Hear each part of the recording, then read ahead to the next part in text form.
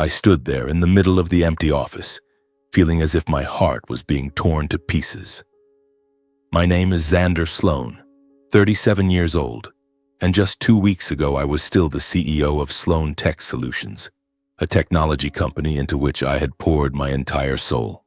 Las Vegas, the city of glittering neon lights and shattered dreams, was now nothing more than the backdrop to my nightmare. I watched the last remaining employees taking down the company sign. The screeching sound of metal against metal was like the mocking laughter of fate. For the past 7 years, I had lived for this place. Sloan Tech wasn't just a company, it was my spiritual child, built from absolutely nothing with my own 2 hands. I still remember those early days vividly, when I was just a young programmer sitting in a tiny apartment on the outskirts of Las Vegas, coding until my eyes blurred from sleep deprivation. Countless all-nighters, cold coffee sitting beside me, and so many moments when I nearly gave up. I had sacrificed everything, vacations that never happened, late nights away from my wife and child, and even my own health. Now everything had gone bankrupt. All my efforts, money, time, and pride had officially fallen into the abyss. It felt like someone had stabbed me in the chest and the blood was seeping out drop by drop. But the cause wasn't the brutal market or any financial mistake. It came from the one person I had trusted completely. My wife, Marissa Sloan. She was 34 years old, beautiful enough to turn heads wherever she went, seductive with a smile that could melt anyone. But behind that smile lay ambition and deceit I had never suspected.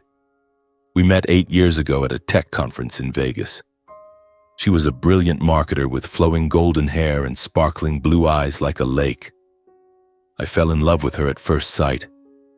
I loved her intelligence, the way she laughed, the way she held me after long, exhausting days. We got married after a year, and our daughter Maren was born like a gift from heaven. I thought I had everything: career, family, happiness. But now I realize it was all an illusion. I still don't know how Marissa managed to have an affair with my direct competitor for nearly 2 years without me suspecting a thing. Colby Voss. That name is now a scar burned into my mind. He was the CEO of Voss Innovations, the company that competed directly with Sloan Tech. We had met at industry events, shaken hands politely but always with caution. I never imagined that while I was struggling with work, Marissa was secretly meeting him. Those late meetings she mentioned, those short business trips, they were all covers. I remember the evenings she came home late, carrying the faint scent of unfamiliar perfume, and I just thought it was from working hard. "That last business trip really wore me out, honey," she'd say, then cuddle up and fall asleep in my arms. I believed her. I always believed her. Then everything exploded. Major contracts, financial reports, everything was stolen. It was Marissa who did it. She had access to my systems because I trusted her as much as I trusted myself. She copied the data and passed it to Colby. He used it to undercut my clients with lower prices and steal our product ideas.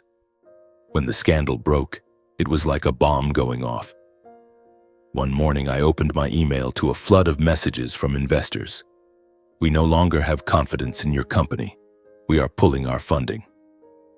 The media descended like vultures, publishing stories about internal fraud at Sloan Tech. They painted me as an incompetent fool who couldn't control his own company. In just a few weeks, everything collapsed. Employees quit en masse, clients canceled contracts, and the stock price plummeted. I tried desperately to save it, begging on the phone, holding emergency meetings, even selling personal assets to inject cash. But it was useless. I fought back until the very end, but I was completely powerless. Evidence was manipulated and turned against me. Forged emails, doctored documents, everything pointed to me as if I were the mastermind. Marissa denied everything. She cried in front of the cameras, pretending to be the wounded party, claiming I was slandering her out of jealousy. "He's always been suspicious of me. I really don't know anything about this," she said in an interview, tears streaming down her cheeks. And Colby? He used his reputation and connections to crush me completely. He had friends in the media, top lawyers, even government officials. They turned me into the villain and Sloan Tech into a joke. Now standing in the middle of an office being dismantled, I blame myself for being so blind. Why didn't I see it sooner? The little signs, late-night phone calls, hastily deleted messages, the growing coldness in our marriage. Why did I trust someone as scheming and deceitful as Marissa so completely? I clenched my fists, tears rolling down my cheeks without me even noticing. 7 years of building, 7 years of sacrifice. Now there was nothing left but an empty room and the feeling that I had just been erased from existence. The sound of hammers pounding against the walls echoed like blows to my heart. I stepped outside. The desert wind of Las Vegas blew past, carrying dust and pain. I drove home in a daze, like a ghost drifting along the familiar streets of North Las Vegas. My mind was chaos. Images of the gutted office kept replaying on an endless horror loop with no pause button. My hands gripped the steering wheel so tightly that my knuckles turned white, and I had to force myself to breathe deeply just to keep from swerving onto the curb. The house, the home I once proudly showed off to friends, now appeared before me with a "for sale by bank" sign dangling from the gate like a death sentence for every happy memory. I had poured so much sweat and tears into this place, taking out a mortgage to buy it, renovating every corner, turning it into a sanctuary for my family. Now the bank owned it because I could no longer make the payments.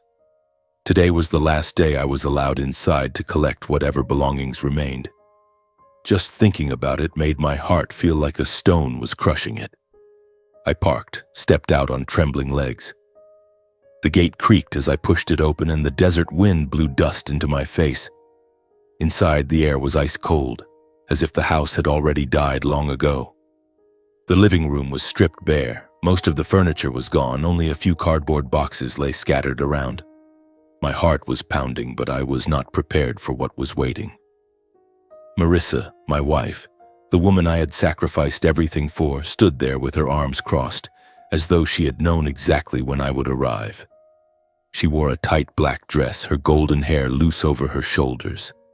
But her eyes were arrogant, full of challenge, as if this were her house alone and I was the intruder. 2 months earlier, after the affair was exposed, Marissa had left the house and moved in with her lover, Colby Voss, in the wealthy Summerlin South neighborhood with its luxurious villas. She took our 7-year-old daughter, Marin, with her, without a single word of explanation. I still remember that night vividly. When I walked through the door, Marissa had already packed everything.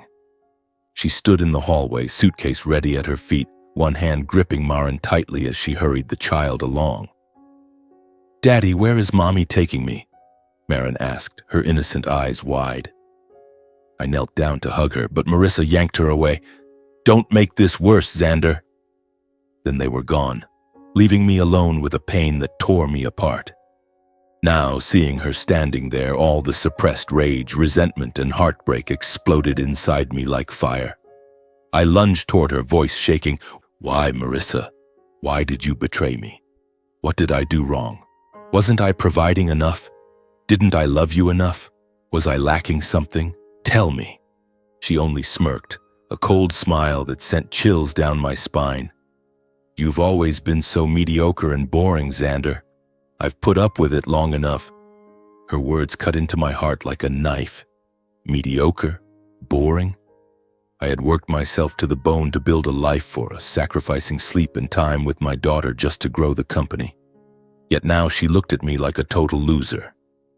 She continued her merciless humiliation. "You're a failure, a fake CEO. You're not worthy of being a husband and certainly not a father. With Colby, I finally live according to my true worth. Respected, spoiled, not stuck with a man who only knows how to code and attend meetings." Every word was a punch that made me stagger. I wanted to scream, to demand how she could be so cruel, but my throat closed up. Then Marissa slammed the already signed divorce papers onto the table. The sharp slap of paper on wood rang in my ears. "Sign it and finalize everything immediately," she said, her voice dripping with contempt. "I don't want anything more to do with you." Without letting me say another word, she turned on her heel and walked out, her high heels clicking loudly on the wooden floor, leaving behind a cold, dusty house. I stood there watching her silhouette disappear through the door, emptiness spreading through my entire body. Now I had lost everything: company, home, wife, and child. Tears rolled down again, but this time I didn't wipe them away. I collapsed onto the floor, clutching my head, struggling to breathe. How was I supposed to go on living? Maren, she was my reason for living. Just thinking of her made my heart ache unbearably. I quietly gathered the last of my belongings. A few changes of clothes, a family photo, and my old laptop, everything crammed into a cheap duffel bag. I looked around the house one final time. The kitchen where we used to cook and laugh together. The bedroom where Maren loved to jump on the bed and hug her dad. The backyard where I taught her to ride a bike. Now they were nothing but memories. I got in the car and drove away, carrying whatever scraps of dignity I had left, yet feeling as though part of my soul had died with that house. On the road, I had to pull over because I couldn't drive anymore. I buried my head in the steering wheel and sobbed like a child. In the distance, Las Vegas glittered with its lights, mocking my defeat. With the little savings I had left, about a few $1,000s from an emergency account, I rented a tiny rundown apartment in North Las Vegas. It wasn't far from the city center, but it felt like a slum. Peeling walls, creaking wooden floors, and a moldy smell that hit every time I opened the door. The place had only a single bed, a mini kitchen, and a cramped bathroom with a rusty faucet. I lay on the bed staring at the stained ceiling, wondering how my life had come to this. I survived day to day, eating hot dogs, drinking from public fountains, trying not to think about the past. By day I wandered looking for work, but the scandal still followed me like a shadow. At night, sleep came in fits, haunted by nightmares of Marissa and Colby. About 3 weeks later, the divorce hearing took place. Given my current situation, no home, no steady income, no assets, I lost custody of Maren, the most precious thing in my life. I sat in the courtroom wearing the only old suit I still owned, watching Marissa on the other side with her expensive lawyer. She looked radiant, perfectly made up, while I looked like a beggar. The judge read the ruling. Based on financial circumstances, custody of the child is awarded to Mrs. Marissa Sloan. My heart shattered into pieces. Maren, my little girl with curly hair and a smile just like mine, would now live with her mother and that man. My lawyer whispered, "We never had a chance, Xander." As painful as it was, I had to accept it. I couldn't let my daughter live in poverty with me. At least with her mother, she would have her own room, enough to eat, and no debt collectors at the door. I pictured Maren in Colby's luxurious mansion, playing in a big garden, getting a proper education. That was why I signed the papers, even though my hand was shaking. After the hearing, Marissa didn't even glance at me. She simply turned and walked away. I left the courthouse into the strong Las Vegas wind that whipped sand into my eyes. I cried, but no one noticed. Little did I know that I had only stepped to the edge of the abyss. The tears I shed that night under the streetlights were merely the prelude to the darkest days of my life. I thought I had already hit rock bottom, that there was nothing left to lose. But fate was quietly turning, preparing to bring me to a moment of destiny, a moment that would turn everything upside down in a way I could never have imagined. After the collapse, I started submitting job applications all over Las Vegas.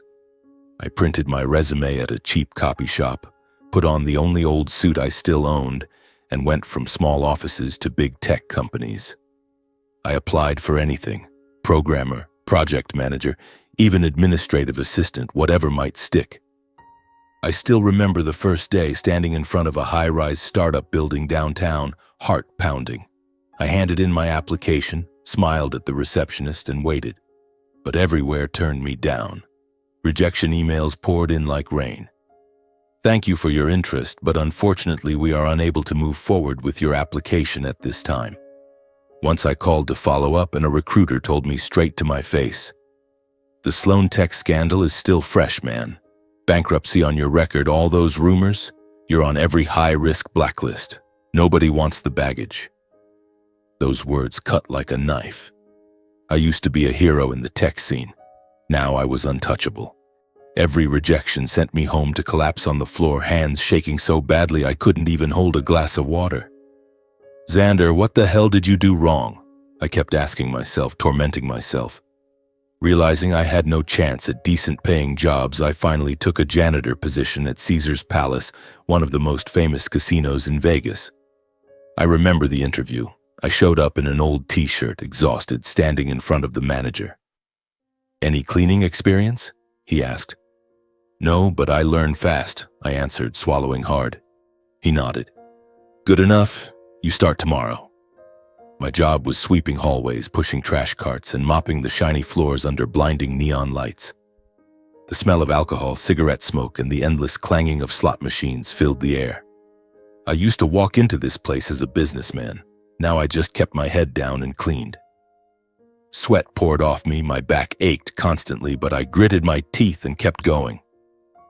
At night, to make ends meet, I delivered pizza for a fast food joint on the outskirts. I drove my beat-up old car in a bright red uniform, racing through the scorching streets. A few dollars in tips per order, enough to buy food and pay rent. Life was brutal and exhausting. 5 hours of sleep at most, wolfing down meals between shifts. But at least I was still standing. One day at a time, I told myself. I even started to feel a little stronger, even if it was just an illusion. One night, after a grueling janitor shift, I took a late pizza delivery. The shop sent me to an address in Summerlin South, the wealthy neighborhood with lush villas and sparkling pools. I drove along wide, tree-lined streets. The night breeze carried the scent of fresh grass and flowers. "Big order, good tip," the boss had said. I didn't think much of it. I just wanted to deliver and go home to crash. When I arrived, the mansion looked like a palace. Tall iron gates, perfectly manicured gardens, lights glowing everywhere. I parked, grabbed the steaming pizza bags, walked up and rang the bell. The chime echoed. The door opened. My heart nearly stopped. There stood my ex-wife, Marissa. We both froze. I hadn't realized this was the house she now shared with Colby Voss. That familiar face, golden hair flowing but now radiating arrogance. She hesitated for only a split second before her usual haughty expression returned. She smirked, voice dripping with mockery. Well, look who it is, Xander. Reduced to this kind of lowly work now? From CEO to delivery boy. That uniform really suits you, bright red and cheap." Her words slapped me across the face. My cheeks burned, blood rushing to my ears. I wanted to turn and leave, but my feet felt glued to the ground. Hearing the voices, Colby strolled out, wearing an expensive polo shirt, wine glass in hand. He looked me up and down and let out a sarcastic laugh. "Not bad, Xander. Very working class. Quite the career downgrade from desk to streets, huh?" The two of them stood arm in arm in the doorway like the perfect couple, staring at me like I was something pathetic. Marissa kept twisting the knife. Maren would be so embarrassed if she knew her dad delivers pizza for a living. She's already used to the good life, you know. Even though shame was burning through me, I straightened my back and gripped the pizza bags tighter. I refused to let them see me break. "I'm proud of my job because I earn an honest living," I said firmly, forcing my voice to stay steady. "At least I don't have to sleep my way to the top or use dirty tricks to survive, unlike some people standing right here." My words made Colby scowl, but Marissa just gave a scornful laugh. Without another word, I set the pizza bags on the front step and turned to leave. My heart was pounding. I just wanted to get out of there. Then I heard a small, familiar voice. "Daddy, did you come to visit me?" Maren came running out of the house and threw herself at my legs, hugging me as if she was afraid I'd disappear. She was in pink pajamas, curly hair messy, big eyes shining with tears. "Daddy, I knew you'd come see me." She started crying, clinging to me. Joy hit me so hard I nearly collapsed. I crouched down, wrapped my arms around my little girl, breathing in the familiar scent of her hair. The only warm moment I'd had in months of ruin. "Baby, Daddy missed you so much," I whispered, tears streaming down my face. Maren buried her face in my chest. "I missed you too, Daddy, so much." But the happiness vanished in an instant. Marissa stormed out, face twisted with fury. "Maren, get inside right now!" She yanked our daughter away from me so hard that Maren screamed and reached desperately back toward me. "Daddy, don't go! Please don't leave me!" I reached for her, but Marissa scooped her up and carried her inside like a gust of wind. Colby stood there laughing coldly. "See that, Xander? This is our world now. You're just a loser. Get lost." He pulled out his wallet, tossed a few crumpled dollar bills onto the ground, and walked back inside like a king. I stood in front of that mansion, powerless as my daughter was dragged away, another deep wound carved into my heart. Maren's cries still echoed, cutting like knives. I wanted to pound on the door to scream, but I was just a pizza delivery guy who had already lost custody. I turned, walked back to the car with legs like lead. On the drive home, tears blurred everything. I had to pull over to sob. Why is life so unfair to me? I asked myself. The image of Maren reaching out was unbearable. That was the night I truly hit rock bottom, but it was also the night I swore to myself that everything would change. In the days that followed, I kept dragging myself to work every single day, trying to hold my mind together by focusing on the smallest tasks. Early mornings, I put on my janitor uniform and pushed the cleaning cart through Caesar's Palace while the endless clatter of slot machines reminded me of the glamorous life I once brushed against. I scrubbed every corner, sweat dripping onto the gleaming floor, forcing myself not to think about Maren. But the image of my little girl being ripped from my arms haunted me without mercy. Every time I closed my eyes, I saw those tiny hands reaching out, heard her cry, "Daddy, don't leave me," echoing in my head. At night, while delivering pizza, I drove through dark streets, the desert wind blowing dust and pain through the open window. I told myself I had to stay strong, had to survive, because one day I would get my daughter back. Yet the pain was a constant shadow, turning sleep into restless fragments and food into something tasteless. One evening, after another exhausting shift, the delivery app sent me to an address that twisted my heart the moment I saw it. The home of Marissa's parents in Seven Hills, Henderson.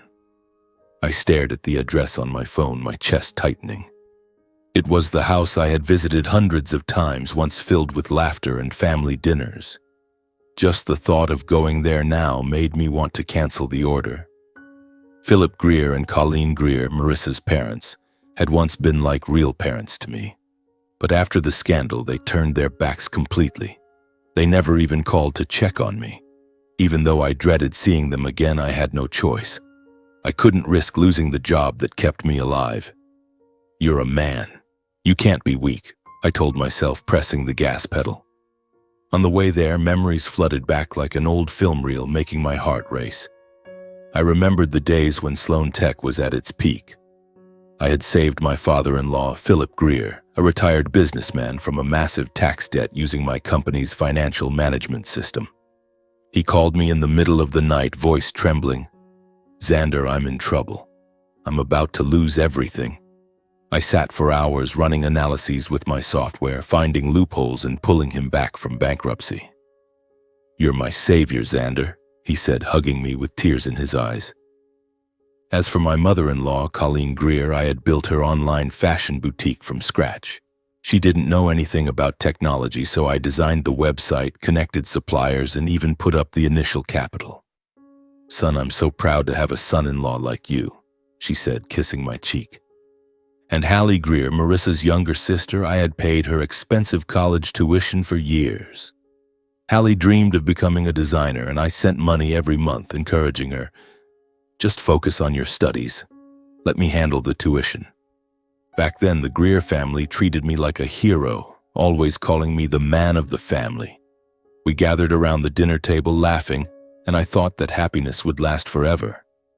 Now it was nothing but a bitter memory. Even though I knew they had abandoned me, cold messages, total silence after the divorce, I still hoped they wouldn't be cruel enough to crush what little dignity I had left. "Maybe they'll treat me decently," I told myself, clinging to a shred of optimism. I arrived after dark. The house was brightly lit, music drifting from the backyard. I parked on the curb, grabbed the hot pizza boxes, and walked through the gate with my heart pounding. I saw the Greer family and a few guests setting up a small party. A white-clothed outdoor table, flickering candles, the smell of grilled meat in the air. They sat there laughing and chatting, looking exactly like the happy family I once belonged to. I planned to just leave the pizzas on the side table by the door and slip away without being noticed. I kept my head down, walked quickly, praying no one would recognize me. But the moment I stepped into the backyard, almost everyone turned at once. Their eyes locked onto me as if I were some strange animal that had wandered into their territory. My heart stopped. Cold sweat broke out on my neck. I froze, completely unaware that I had just walked into a trap they had set long ago. Philip Greer, dressed sharply in a gray suit and silk tie, burst into loud laughter that made me flinch. "Well, well, look who's delivering food right to our door. It's Xander himself." He said it deliberately loud, pointing at me like I was the evening's entertainment. "From CEO to pizza delivery boy? Fallen this far, huh?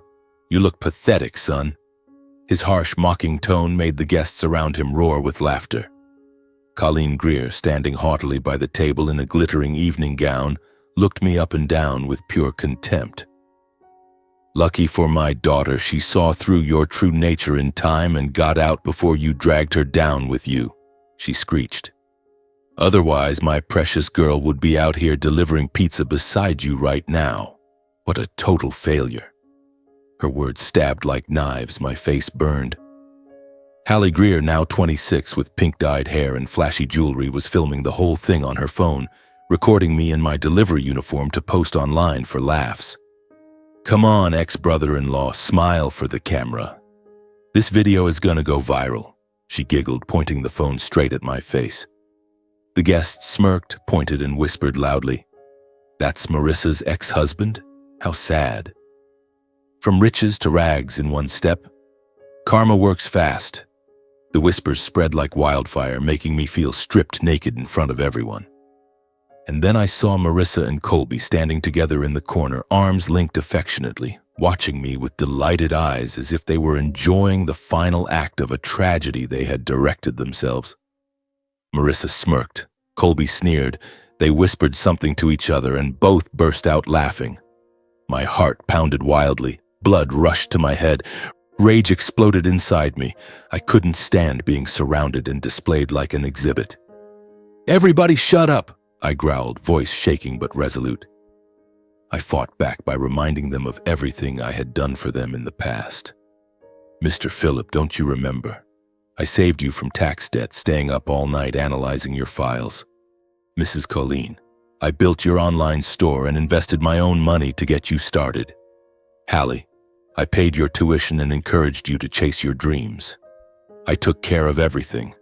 I treated you all like family, and this is how you treat me now?"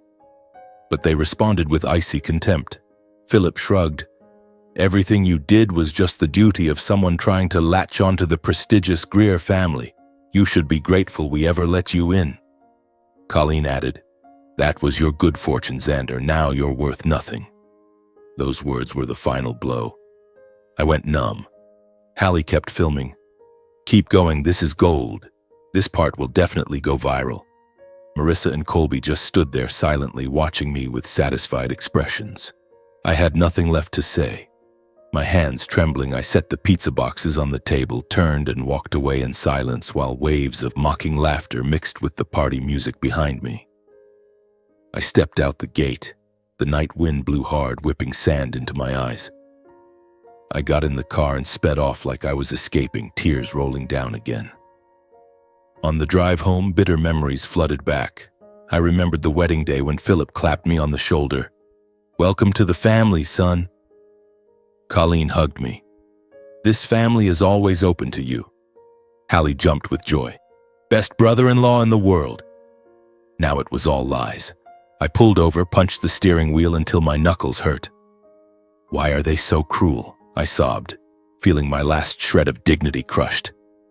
That was the night I broke completely, but it also ignited a fire of hatred inside me. I swore I would rise again, that I would prove them all wrong. But for now, the pain swallowed everything, and I had no idea that a huge surprise was waiting just ahead. The following days passed in a thick fog. Then one night, after a shift that dragged on until late, I dragged myself back to my rundown motel room, exhausted to the bone, when a knock sounded at the door. I froze while pulling off my filthy shoes. Nobody ever visited this place, a slum filled with noisy neighbors and the constant stench of mold. "Who is it?" I called through the door, voice wary. No answer, just another knock, polite but insistent. I opened the door and there stood an older man, elegantly dressed. He wore a perfectly tailored gray suit, silver hair neatly combed, deep-set eyes behind gold-rimmed glasses. He looked like he had just stepped out of a boardroom, completely out of place in this rundown neighborhood. My heart started racing. Who was he? A debt collector? Someone from my past? The man introduced himself as Harold Ford, his voice deep, warm, and refined. "Good evening, Xander Sloan. I'm here about something important concerning your father." I froze, mouth open in shock. My father, Lawrence Sloan, had died 5 years ago from a sudden heart attack. He had never once mentioned the name Harold Ford. "My father? Who are you? How did you know him?" I asked, my voice trembling, half suspicious, half curious. Harold smiled gently, not the least bit offended. "I was an old friend of Lawrence's. May we speak inside? I promise I won't take much of your time." Out of politeness, despite my doubts, I let him in. The cramped room with its sagging single bed and rickety wooden table suddenly felt even more suffocating. I poured water from the rusty tap, offered him the only chair, and leaned against the wall myself. Harold began to speak slowly, as if opening a dusty old book. He told me that 15 years ago he and my father had co-founded a small startup. It was a piece of enterprise data management software, just two friends passionate about coding and dreaming big. We worked through the nights, ate pizza, laughed about the day we'd make it. Over the years, through growth and expansion, that company had become the multi-billion-dollar giant known today as Archeon Tech, a name I had vaguely seen in the news but never connected to my dad. My heart was pounding. My father? He was just a repairman. Harold shook his head. "Your father was the co-founder of Archeon Tech, but he chose a simple life and kept it hidden from you, so you could stand on your own 2 feet. Harold explained that he had kept my father's original founder shares intact, honoring a final promise. Lawrence told me, "Hold them for Xander until he needs them most." And today, Harold had come to transfer those shares, valued at approximately $120 million, back to me, fulfilling the promise he made to my father. His words hit me like thunder. I couldn't hide my shock and disbelief. $120 million? Me, the janitor pizza delivery guy, suddenly rich? You're joking, right? Haven't I suffered enough? Is this some kind of scam? I jumped up, voice shaking, heart drumming wildly. Harold remained calm. "I understand your suspicion, but this is the truth." I demanded proof, documents, everything. Instead, he simply placed a sealed, aged yellow envelope on the table. "Your father's last letter," he said softly. "All the answers are inside." Then he left his business card, embossed with the Archeon Tech logo, told me to come to their headquarters whenever I was ready, and quietly left. The door closed. The room fell deathly silent. My hands shook as I opened the envelope. Inside was a handwritten letter in my father's familiar, bold, slightly slanted script. I sat on the bed, took a deep breath, and began to read. "To Xander, if you are reading this, it means I never got the chance to tell you these things in person. There is something I must confess. I deliberately kept my success with the company and the wealth I quietly held on to all these years hidden from you. I didn't want you to grow up in my shadow or be chained by inheritance and expectations. I wanted you to walk freely on your own path. Son, I never wanted you to be a copy of me. I wanted you to fly with your own wings. I have followed every step you've taken, and I have never once stopped being proud, not because of numbers, achievements, or titles, but because of your character. The way you live with kindness, the way you care for others, and the way you always get back up when life knocks you down. You built Sloan Tech from nothing, with nothing but your sweat and your heart. Whether it succeeded or failed, to me, you will always be my greatest pride. Xander, what I want for you is not money. What I want is for you to always choose to live rightly, to help others, and to keep your conscience clear in every situation. Money can lift you up or drag you down, and I believe you are strong enough not to let it ruin you. The shares I'm leaving behind are not a reward and not a burden. They are simply a safety net, an arm I'm sending from beyond to catch you when you feel you have nothing left to hold on to. When you fall to the bottom, never forget that I am still here in every good choice you make and every time you stand back up. Do not fear failure. Do not fear starting over. And never ever let anyone, not even those you love most, make you doubt your own worth. You were not born to stay down. You were born to go farther than I ever did. If one day you feel sad or lost, remember that I believed in you from the very beginning, and I still believe in you right now. Your father, Lawrence Sloan. I burst into tears the moment I finished. Old memories flooded back like a tidal wave. My mother had died when I was 8 from a terminal illness. After that, Dad raised me alone on simple meals. Instant noodles, cheap sandwiches, canned soup hastily reheated after long shifts at the repair shop. Yet he always found time to teach me programming on the old computer he'd fixed, to show me how to repair electronics, and to tell me that being a good person mattered more than anything. Son, kindness is worth more than money, he'd say, hugging me after another exhausting day. I remembered the nights he sat by my bed telling stories about the stars and dreams. One day, you'll do something great. Now I understood he had been talking about himself but hid it so I could find my own way. I sat motionless in the dark room, stunned by the secret about my father and overwhelmed by the love he had quietly prepared for me all these years. 15 years of silence, holding the shares, instructing Harold to wait for the right moment. Dad, thank you for sacrificing so much to save the best for me, I whispered, tears falling one by one. I finally understood that everything he hid wasn't distance. It was the final protection of a father, making sure the inheritance reached me when I was mature enough to receive it.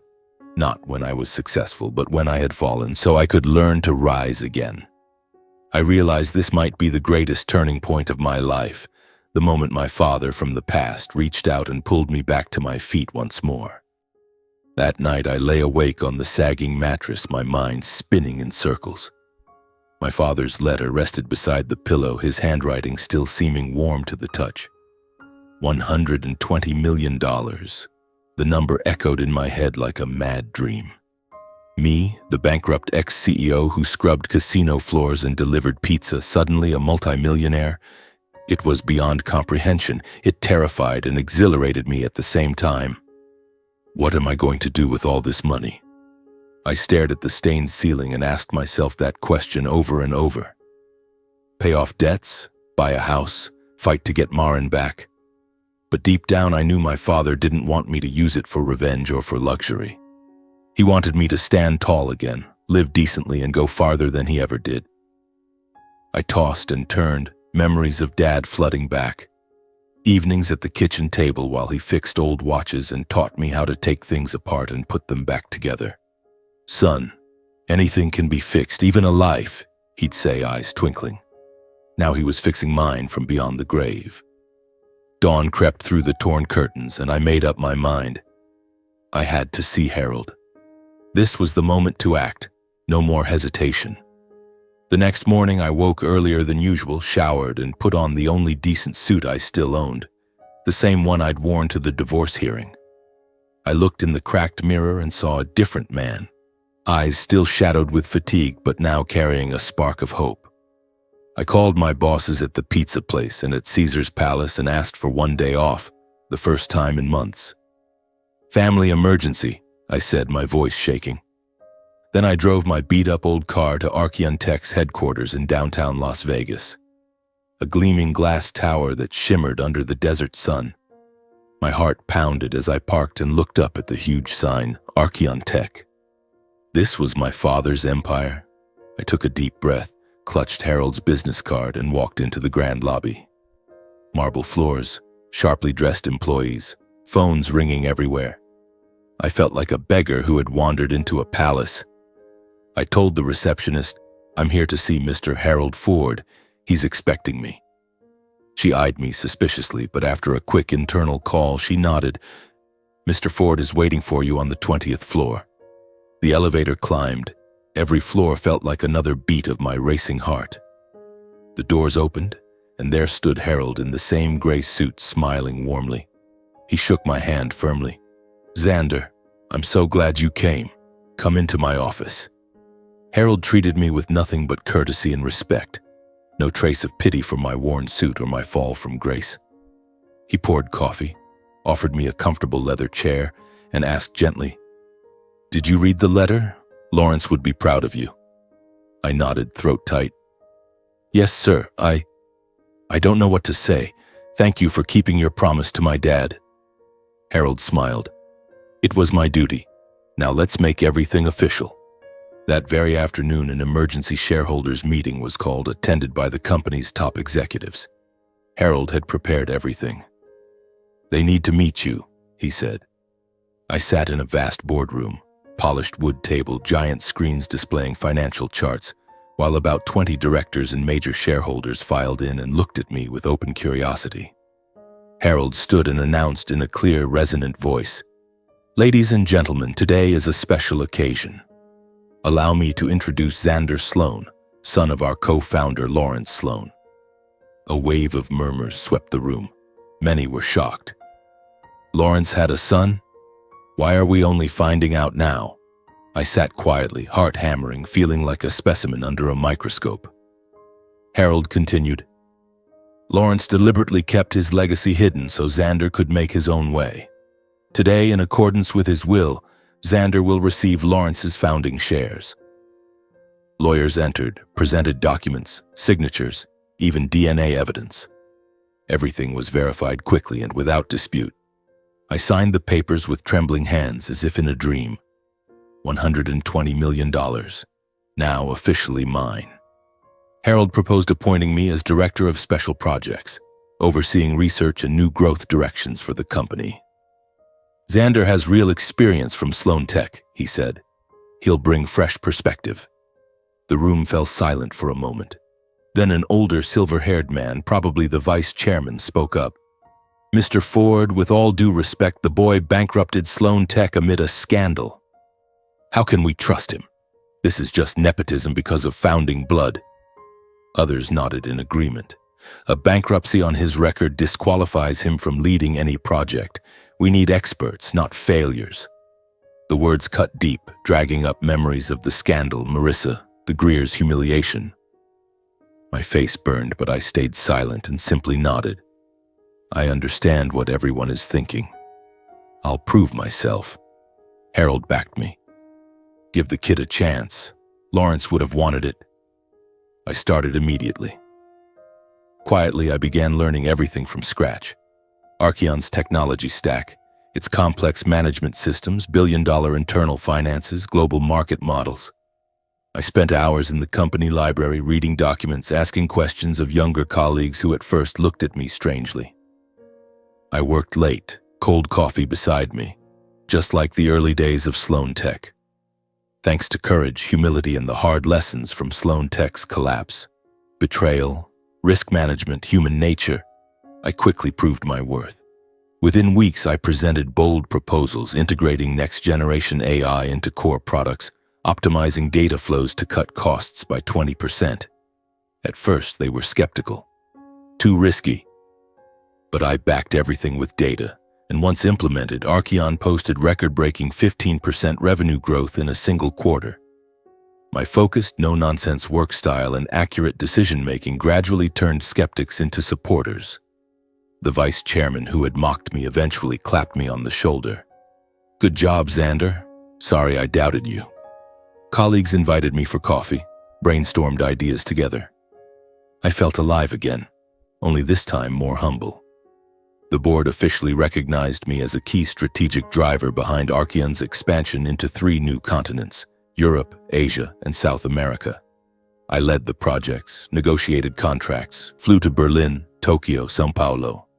On every trip I thought of my father. Dad, can you see what I'm doing? I've gone farther than you. Success was healing medicine. Yet I still ached for Maren and carried the scars of the past.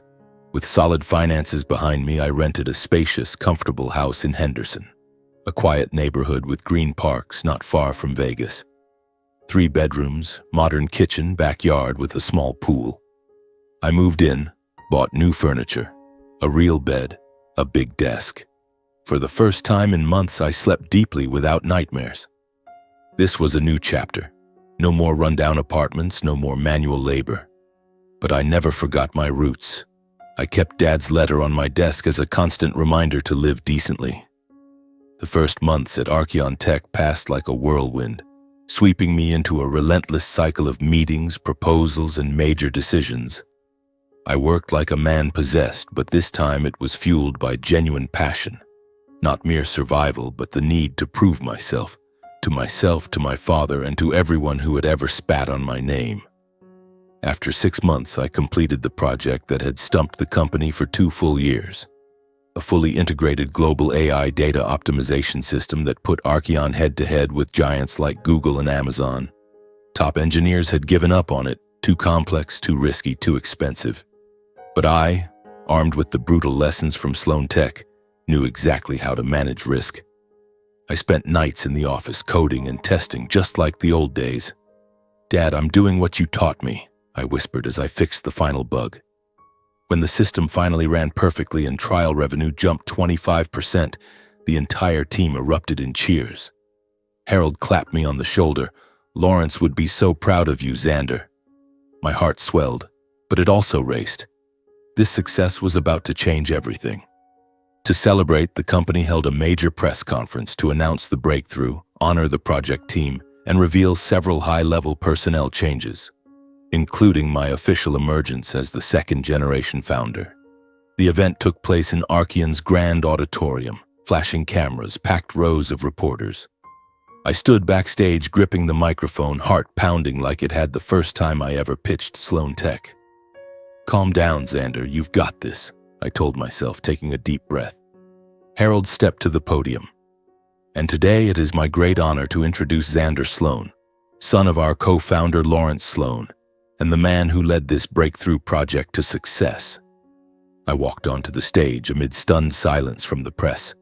A disgraced, bankrupt ex-CEO, once destroyed by scandal, was now standing in the spotlight of a multi-billion-dollar tech empire. Whispers rippled through the crowd. "That's the Sloan Tech guy." From rock bottom to the top again? No way. I smiled, voice steady. "Thank you all. This project isn't just about the future of technology. It's also my own lesson in rising after falling." Cameras flashed nonstop. It felt like a dream, but I was also nervous. This news would spread far. The media exploded. Forbes, Bloomberg, TechCrunch, every major outlet in Las Vegas and California ran the story. A bankrupt ex-CEO suddenly revealed as a $120 million founding heir and key strategist at a tech giant. Headlines screamed, "From bankruptcy to billions, Xander Sloan's real-life fairy tale. Rags to riches 2.0, the comeback nobody saw coming." Podcasts, finance segments, and local Vegas news devoured my story as the ultimate rise from the ashes. They interviewed old colleagues, dug up the Sloan Tech scandal, Marissa's betrayal, and my father's hidden legacy. One popular podcast asked me live, "What got you back on your feet after everything?" I answered simply, "My father, and the fact that I never stopped believing in myself." The news spread like wildfire. I knew the Greer house had seen it too. Sitting in my new home, scrolling through articles on my laptop, my pulse quickened. What will they think now that I've made it? I wondered, picturing Marissa staring wide-eyed at her phone. A few days later, my phone rang. Marissa's number. My stomach dropped. The moment I heard my daughter's name, my heart melted. "Xander. Maren wants to see her daddy," she said, voice dripping with fake sweetness as if nothing had ever happened. During my months of unemployment and despair, I had been too ashamed to fight for visitation. I didn't want Maren to see her father broken, penniless, hopeless. I still remembered nights in that filthy apartment, clutching her photo and crying, "I'm not worthy to see you like this." Even after I stabilized and begged to see her, calling, texting, pleading, Marissa always had an excuse. "She's busy with school. She's already asleep. This week isn't convenient. So when she suddenly called first, I knew exactly why. She'd seen the headlines. She knew I was rich again. Still, I agreed instantly, just for the chance to see my daughter. Fine. When? I asked, trying to keep my voice calm while my heart raced. We arranged to meet at a neutral cafe. I arrived early, sat with a cold coffee, nerves jangling like a first date. When I walked in, only Marissa was there, no Maren. She wore a bright red dress, perfect makeup, that old seductive smile. But now I saw the calculation behind it. My heart sank. Where's my daughter? Why can't I see her? She brushed it off. She's with her grandparents. Then immediately pivoted to money, demanding $12,000 a month in child support. Maren deserves the best now, Xander. That's pocket change for you, right? She winked, voice syrupy. I understood perfectly. She had come running the moment she learned about my inheritance. But I still agreed, because it was my duty to give my daughter a better life. Fine. I'll transfer the money, I said, swallowing hard. But inside, suspicion flickered. What else does she want? In the weeks that followed, the demands never stopped. $2,000 for piano lessons, $5,000 for an elite summer camp, then endless expenses for Maren. Designer clothes, expensive toys, even Vegas show tickets. Every call ended with, "She really loves that new dollhouse, Xander." I paid, but unease grew. Whenever I asked to video call Maren, the excuses returned. She's asleep. She's at a lesson. She's with Grandma. Tomorrow, I promise, she'd say. Tomorrow never came. After weeks of sending absurd amounts while being denied even a single visit, alarm bells rang louder. Every new text demanding money made my skin crawl. Something dark was lurking behind all this. I could feel it. I knew something was very wrong. One afternoon, while I was in a meeting with the team discussing expansion into new markets, my phone vibrated. Unknown number, but a Las Vegas area code. I excused myself and stepped into the hallway to answer. A young woman's polite voice came through. "Mr. Sloan, this is Ms. Harper, Maren's homeroom teacher from Summerlin Elementary. I need to speak with you about your daughter." My heart instantly clenched. The teacher? Why was she calling me? Marissa was the primary custodian, but the school must still have my old contact info. I took a deep breath. "Yes, hello. What's wrong with Maren?" There was a slight hesitation before she continued. "Maren has been showing some concerning signs lately. Her attendance has been irregular. Some days she arrives very late because no one could drop her off. Other days she's absent without explanation. Recently, she's been coming in with dark circles under her eyes, looking exhausted and falling asleep in class. I'm worried, Mr. Sloan. Her mother says everything is fine, but I felt I should let you know." Her words froze me in place. I leaned against the wall, gripping the phone so hard my knuckles went white. All the luxurious life Marissa had described, the mansion, the good school, the expensive toys, was the exact opposite of what the teacher was describing.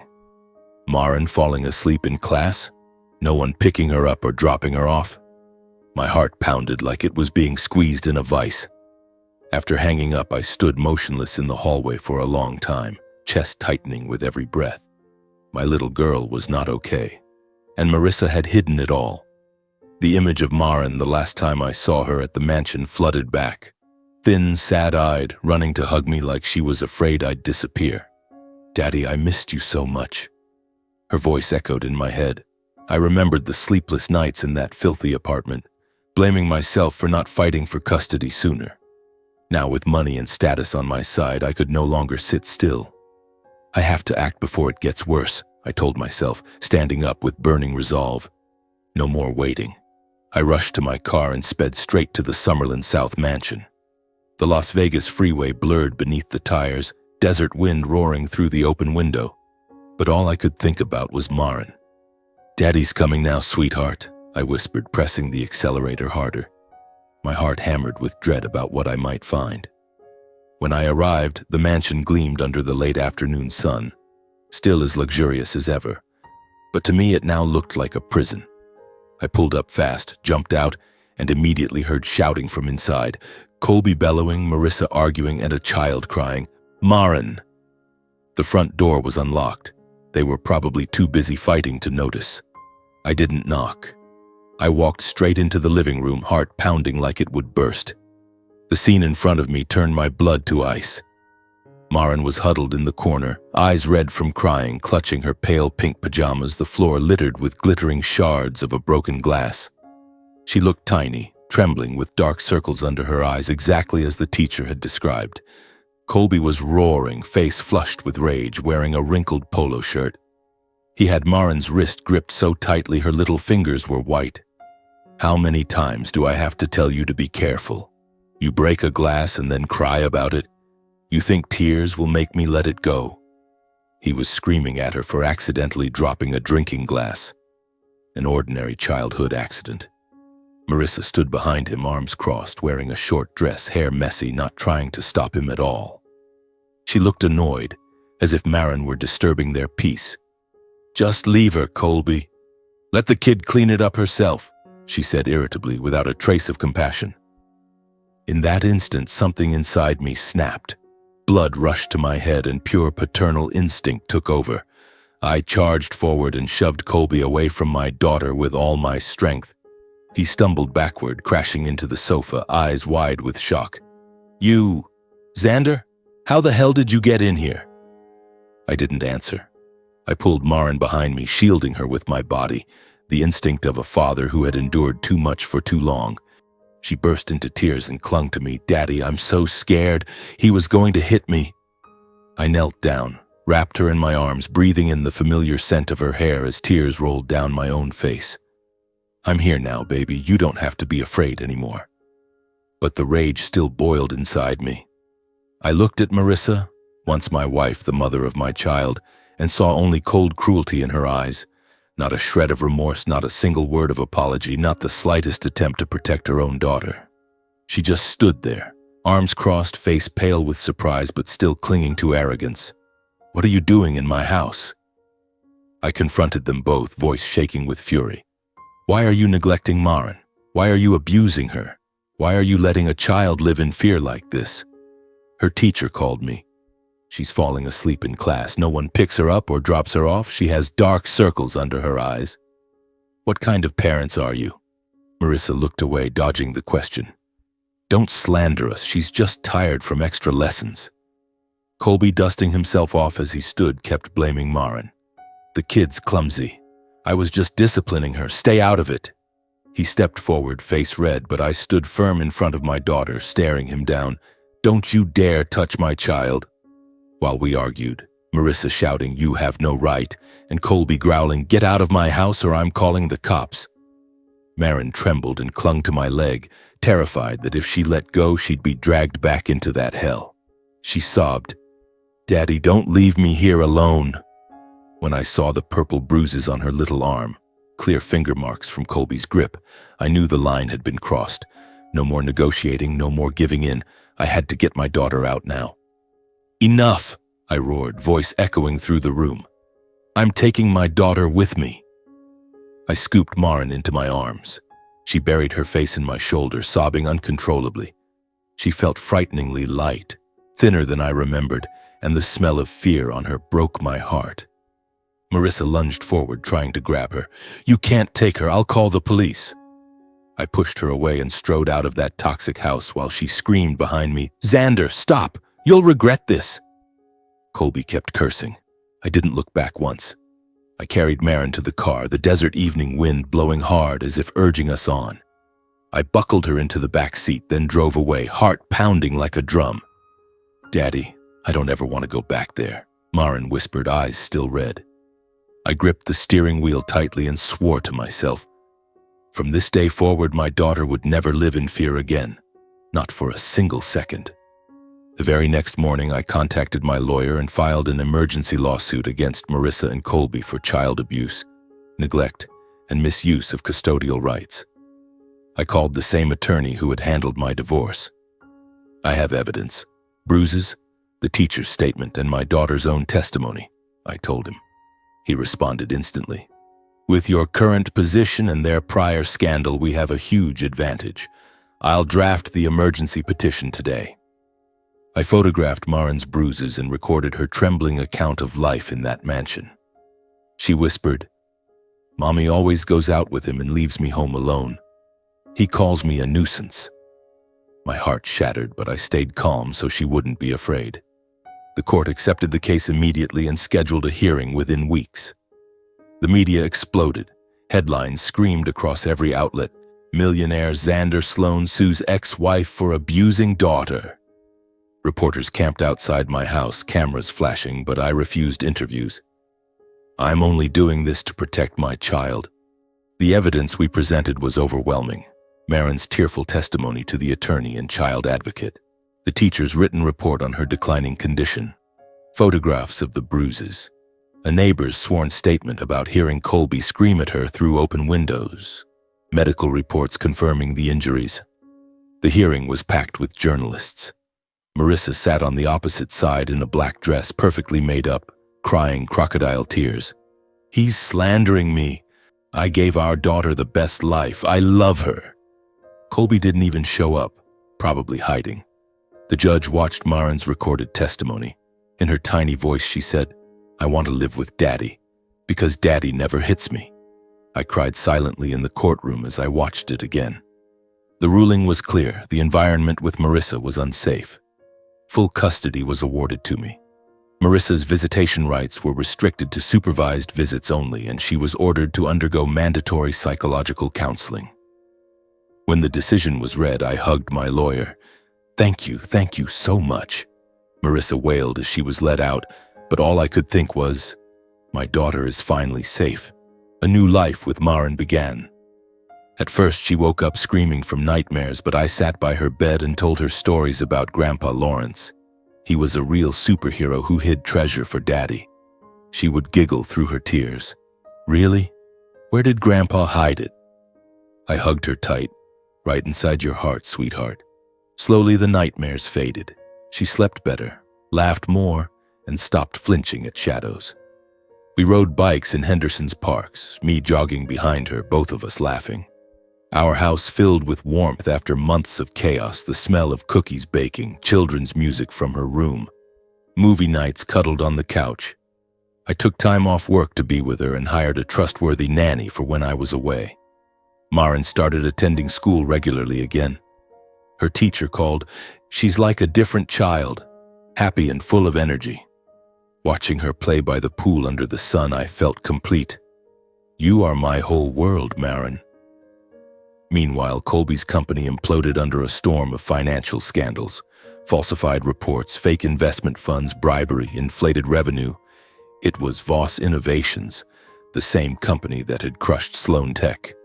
A whistleblower exposed everything. The media descended like vultures. Shareholders fled, clients vanished, and the firm collapsed.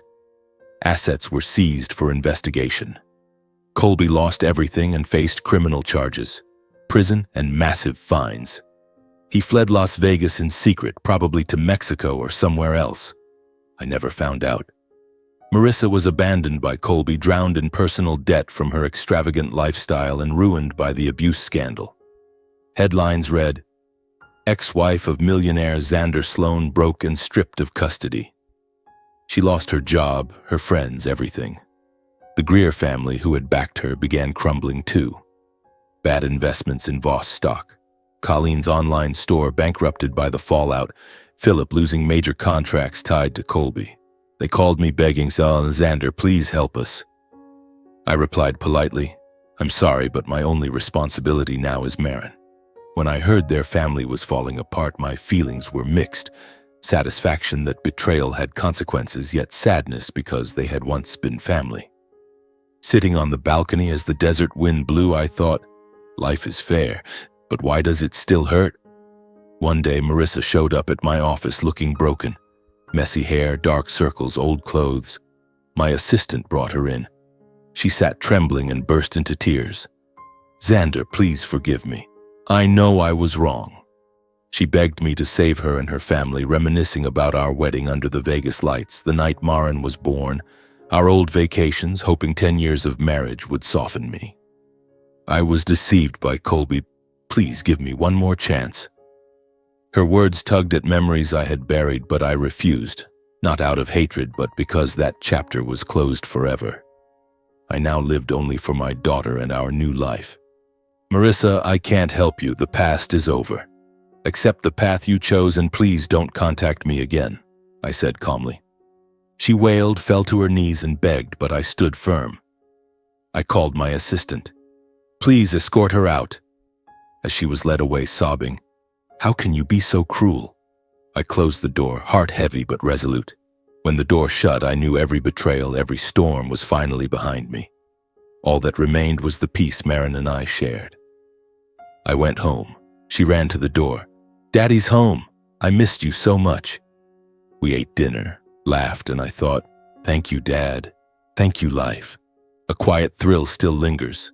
This is our new beginning, scars and all. I hold my daughter as she falls asleep and swear I will protect her forever.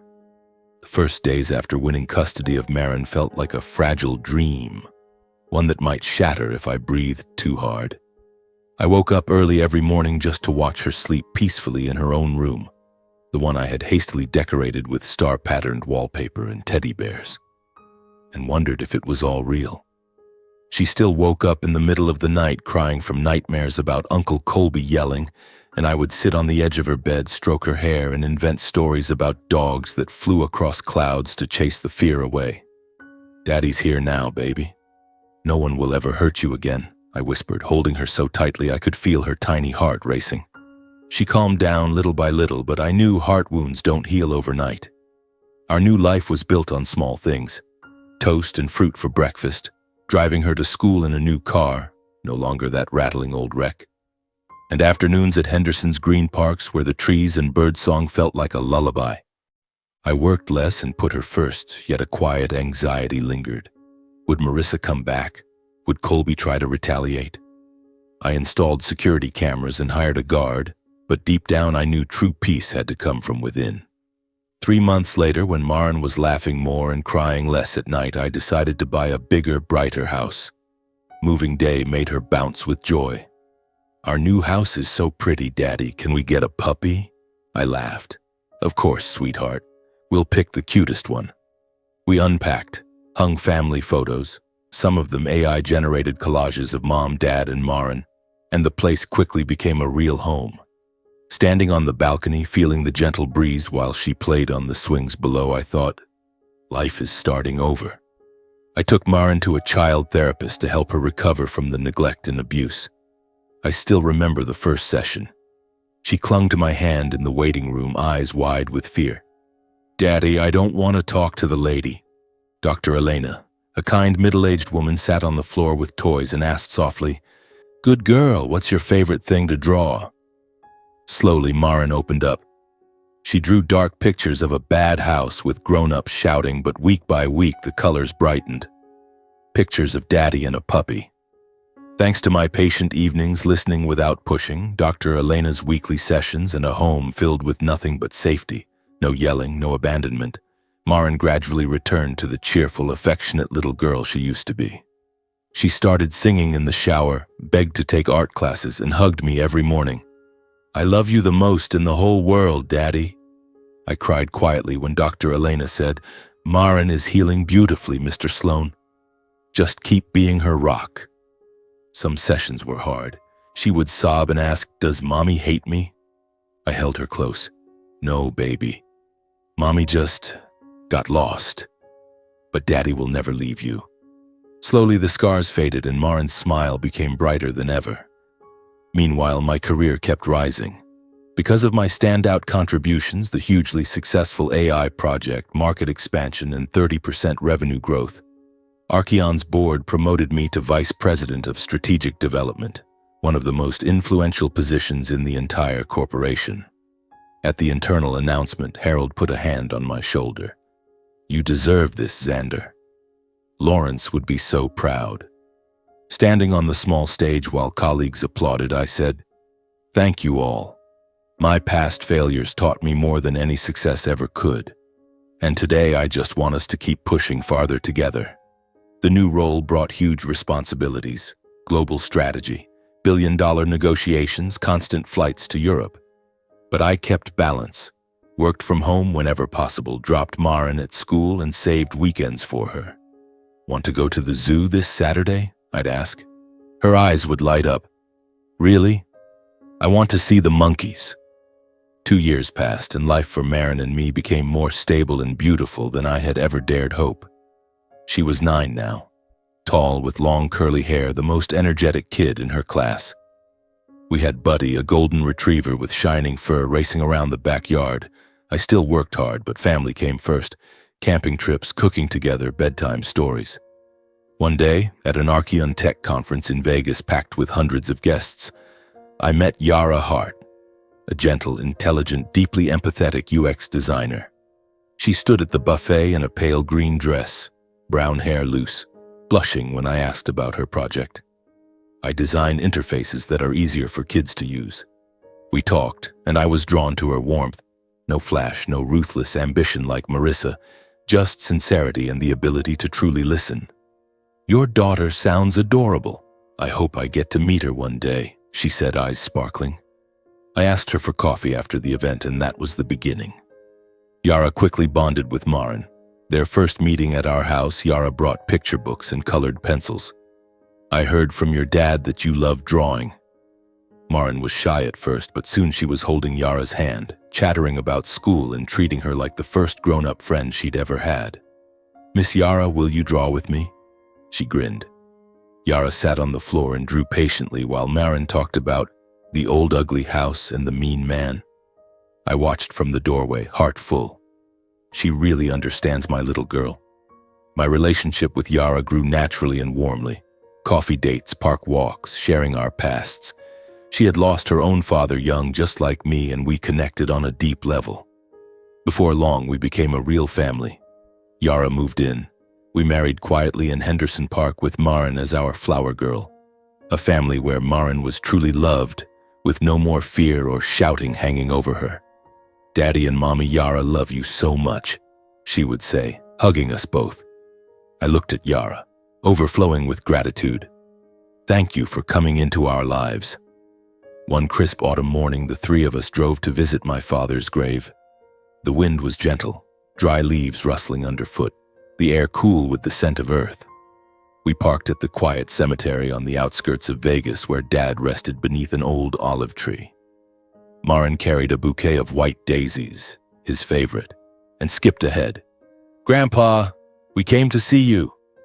I laid the flowers on the stone-engraved Lawrence Sloan, holding Maren's hand on one side and Yara's on the other. Staring at his name, every memory rushed back. The dark days of bankruptcy, the empty office, Marissa's betrayal and the affair scandal, losing my home, my child, cleaning casino floors and delivering pizza, the Greer's humiliation, Dad's letter, the inheritance, rising again at Archeon, rescuing Maren from hell, the courtroom battles, and now this happiness. All the times I thought I was finished, an invisible hand, my father's, had quietly lifted me at the exact moment I needed it most. "Dad." I went farther. I whispered, tears falling. In that moment, I understood the message I wanted to leave for anyone still suffering. No matter how many times life knocks you down, as long as you refuse to let go of yourself, you can always stand back up. Never let someone else's betrayal define your worth. Happiness doesn't come from what you lost, but from having the courage to keep walking and rebuild what you truly deserve. I smiled, squeezing Maren's and Yara's hands. I knew every storm was finally behind us. Ahead lay only a peaceful, complete road, the one I had fought for and won for myself and for my daughter.